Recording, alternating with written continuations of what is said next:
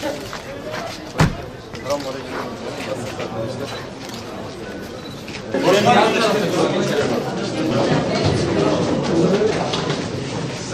bir çıkmadı. Merhaba arkadaşlar, kolay gelsin. Merhabalar, kolay gelsin. Merhaba, Murat'la genel başkanı özletiyoruz. Nasılsınız? Bismillahirrahmanirrahim. Memleketimiz için, milletimiz için hayırlara vesile olsun.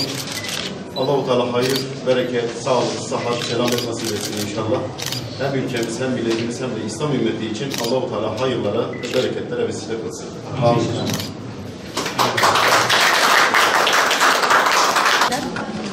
Kullanacak şekilde.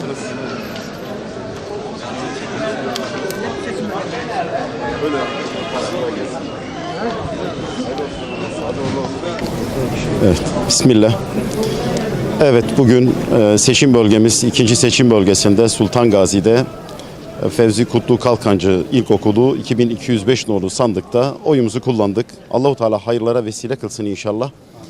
24 Haziran seçimlerinin sonuçlarıyla birlikte ülkemize, milletimize, memleketimize, İslam alemine hayırlar, uğurlar ve bereket getirmesini Cenab-ı Allah'tan niyaz ediyorum.